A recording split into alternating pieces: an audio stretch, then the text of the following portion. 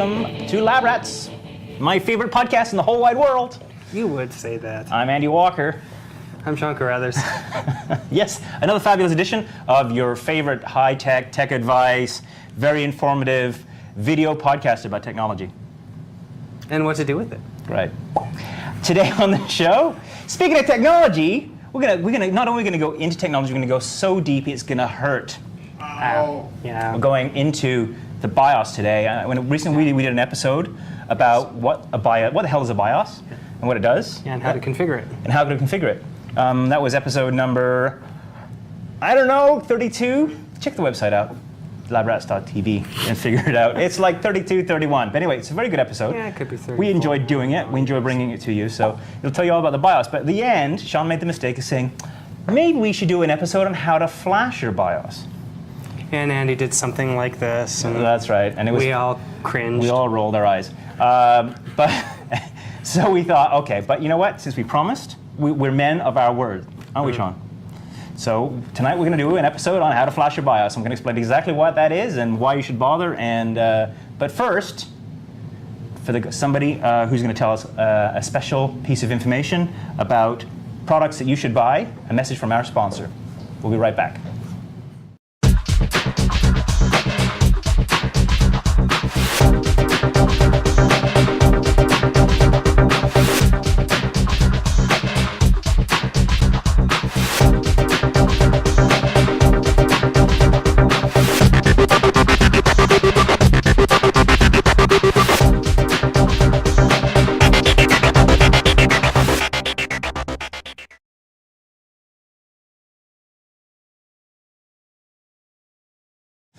And we're back. Our crack research team isn't covered. That's right. A strange fact. That's true, that the BIOS episode was Number 36. the last one. That's like, well, we've done one between then, but you know what? Oh, the one before that. Yeah, they're all running together, man. I It know. seems like ones that we did yesterday are like 1,000 years old. I know. And I don't know where we're going. Hey, you know that one of the most popular episodes is like how to clean your computer? Is it? We've done like 600,000 downloads on that file. Crazy. It's unbelievable. What do you guys, you must have really dirty computers. In fact, I know you have dirty computers because you're dirty people. Just so you know, folks, Yeah. the compressed air will not clean the porn off the machine. Damn. All Hey, right. we're PG. Okay, let's get on with this. This show is going to go on forever. Well, let's recap for the people that missed episode 36 or something like that. What is a BIOS, Sean? All right, so a BIOS is a little piece of hardware / software that sits on your motherboard. It's firmware, really. It sits on the board and Firmware. Right, so it enables communication between the motherboard and the operating system. Sets up the parameters, tells the computer, the operating system, what hardware is on the board, and allows them to talk together. Right, so it's like a fundamental program. Before your operating system gets a chance to start, this is what the computer kind of runs. This, Right. Right? So, and here's the thing, is that just like any other piece of software, BIOSes need to be updated. Right? So you have different versions of the BIOS firmware, and when you have upgrades on the BIOS firmware, they add extra features, they fix little bugs, they make it more efficient, all of that good stuff. Right. In fact, I think one of the most critical times to update your BIOS was a few years ago when USB went from 1.1 to 2.0, went to the faster format, and a lot of USB ports were crapping out, or there was problems in Windows. You get crashes and things like that. Right, it's just because the firmware that was on those BIOSes before wasn't written 100% accurately for that code. Right. So I think this one needs a BIOS upgrade. Speaking at us. Fell asleep. Yeah. So the idea is that if one of the key things you want to do, and you don't have to do this. It's not every week. It's not every month. No. It's maybe once in the life of the computer, maybe once a year, Yeah. or when your manufacturer gets around to issuing a BIOS update. If you're having really serious problems with the hardware on there, you might want to look into it. If you're not having any problems with it whatsoever, you might not want to even bother. No, but here's the thing: if you experience a lot of blue screens, that are unexplained. You can't figure it out. You uninstall software. You've updated all your components on Windows, and you're still getting these crashes. It could very well be either one or two things: the BIOS, so update that BIOS because that'll help, or chipset drivers. I think is sometimes some of the other kind of key things to kill off unexplained blue screens of death. Right, and it could be just something as simple as if you finally made that upgrade from Windows 98 to Windows XP, and now the BIOS isn't working properly with that operating system. So that might be a time to think about updating the BIOS. Or when you're moving from XP to Vista, for example, That's true. later on down the road. Right. You might want to think about doing that again if it's not working very well. Absolutely. So let's talk a little bit about, well, first we want to get our intern, actually our webmaster from LabRats.tv up here, not necessarily because we need his expertise, but because this is his computer, and he said, hey, Andy, can you kind of update my BIOS for me? And so I said, sure. And so we got his computer here, which is a lovely Lenovo T60P. And we weren't even going to have him on set, but it died, and then now I need your password. So It's now LabRats rules. this is the lovely Mike Britton. So come on and just type in your password there, Mike. Look at him, isn't he cute? He's from Albany, New York. He's what school do you go to? What school? What school do you go to?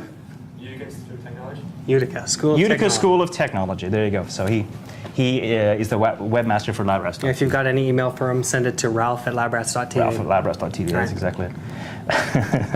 Okay, so here we are. We've got Camtasia running, which is our screen capture software, so I can now demonstrate exactly what you should do.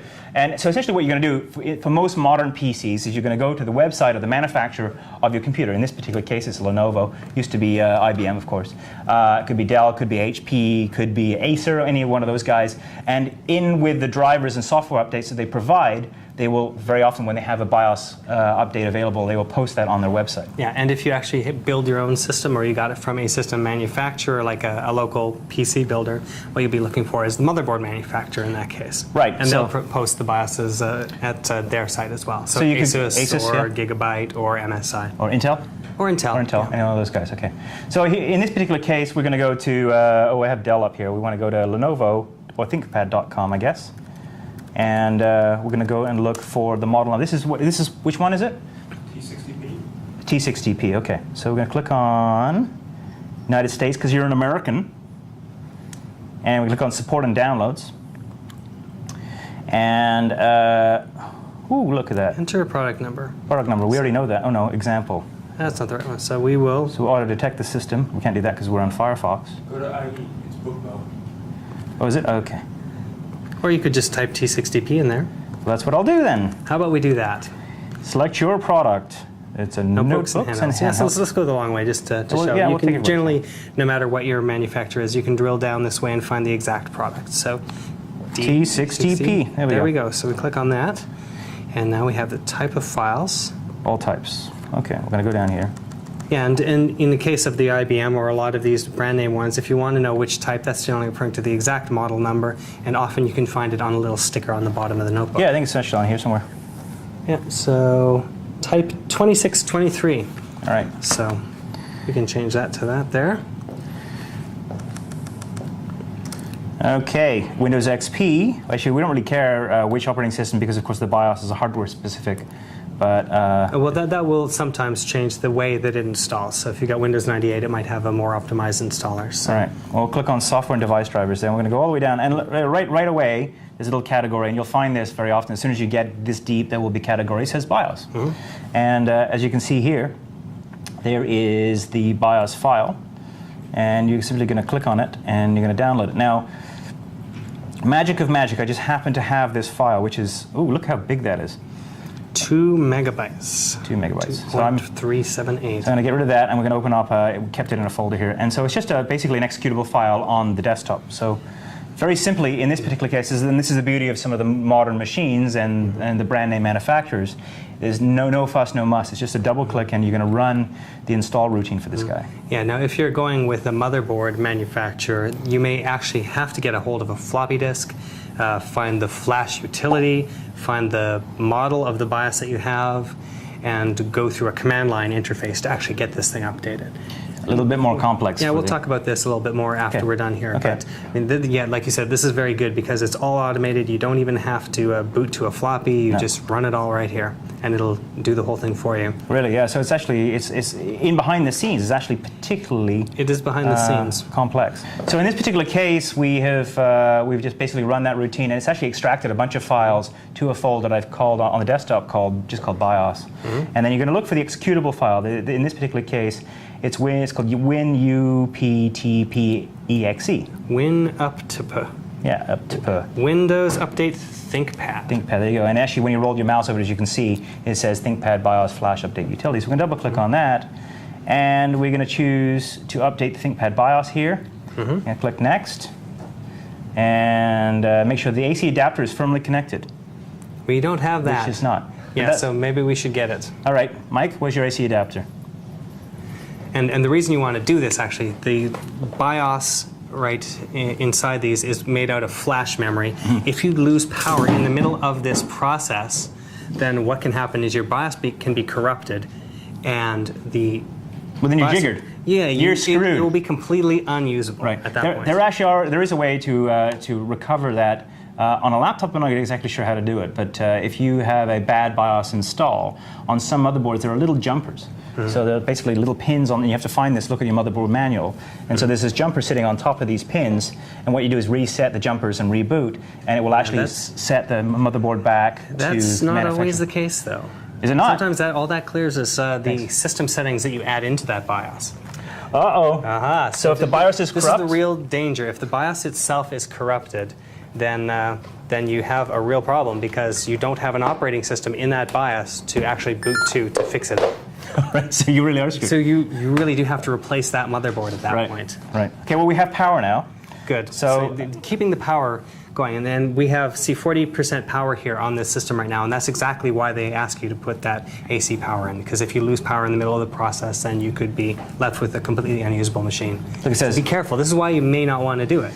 If you don't have to, Yeah, it's you're actually not sure, just it's maybe leave it alone. it can be relatively. It's a dangerous thing to do. They've made it as simple as possible, especially if you're buying a brand name computer these days. But there is that element of risk there. If you're living in the Unabomber shack out in the middle of nowhere, and you're prone to brownouts and power crashes and things like that, then you may want to wait to get to the city to flash your BIOS. of course, if you're living in a Unabomber shack, you're probably not watching us right now, so this That's true. warning is completely useless. Oh well. I'm just trying to reach the fans, out there, be all inclusive.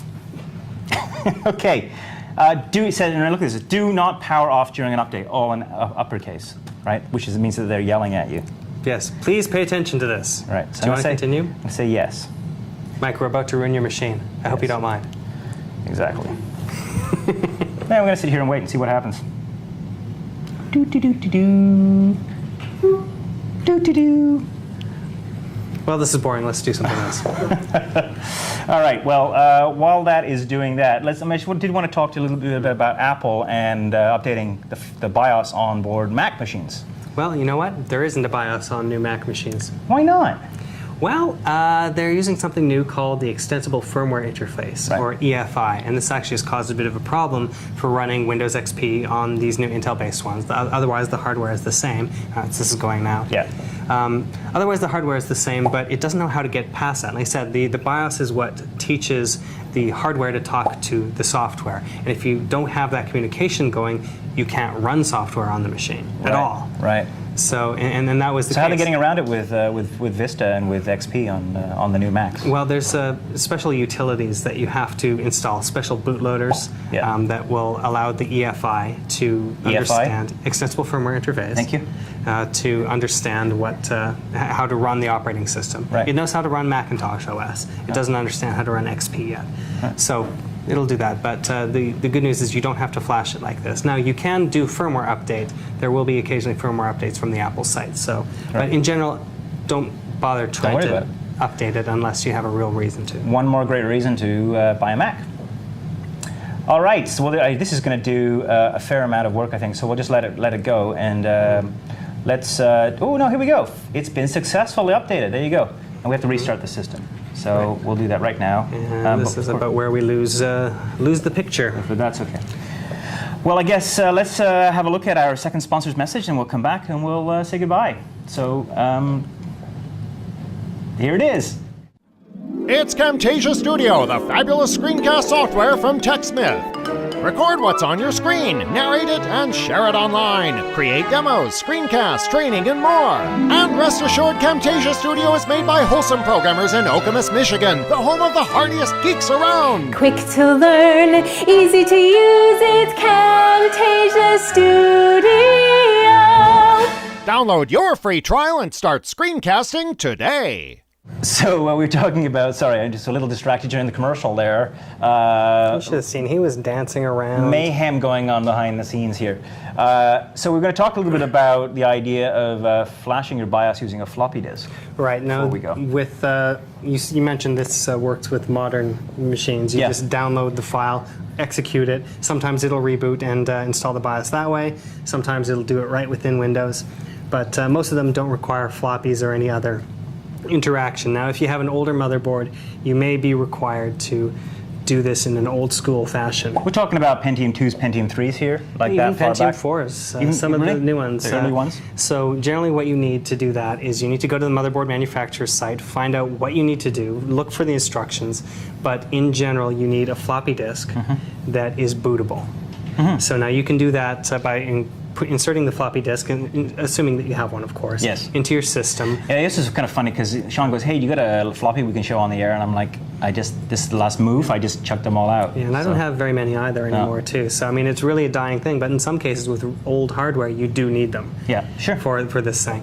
And so you need to make it bootable, and you do that, I believe, through going into... You format A colon Yeah, slash. there's a long way to do this in the command line, and there's a way to do this right from... Oh, from Windows. From Windows. Yeah, you can make it bootable in Windows Explorer.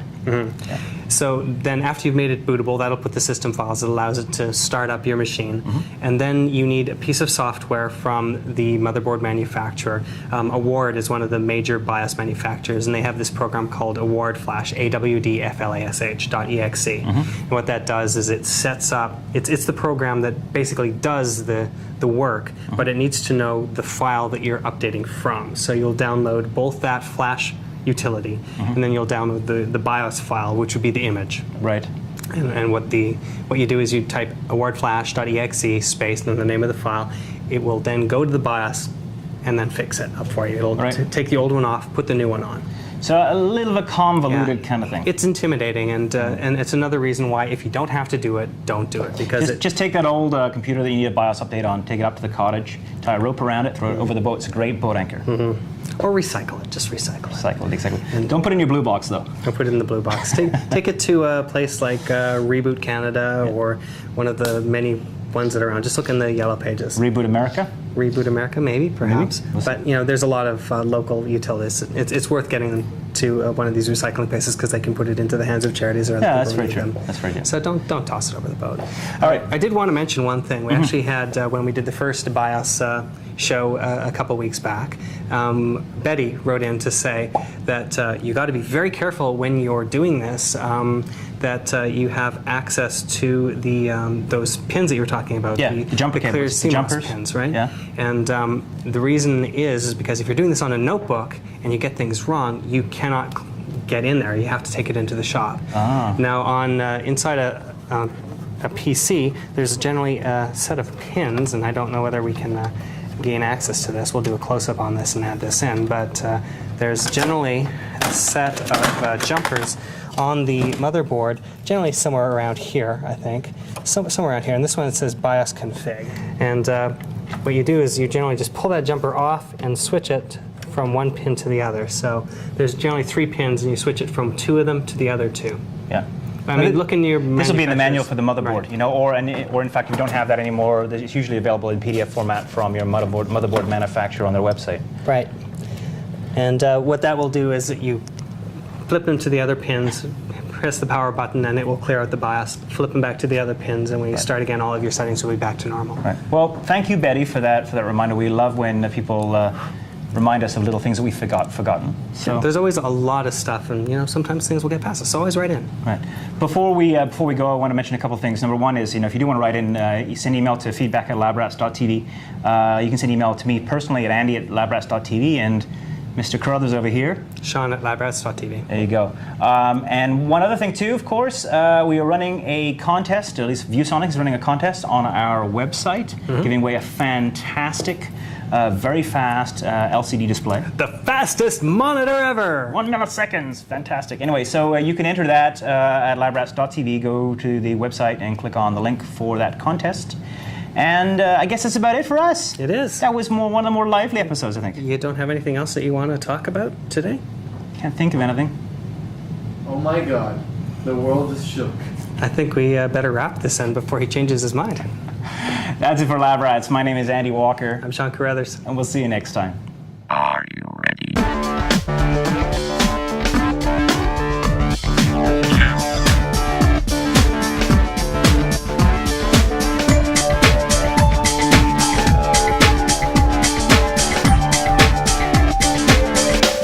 Try this at home.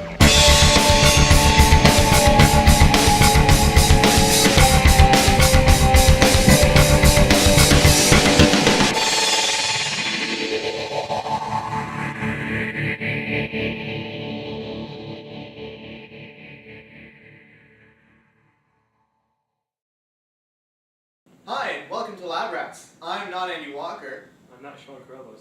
and today we're going to be talking about a really new technology. It's called Shrink the Lab Rats. Yes, in fact, we have developed a new device that has shrunk Andy and Sean down to little 2-centimeter people, and they're sort of small. I want to be politically correct, but oh my god, is that Sean?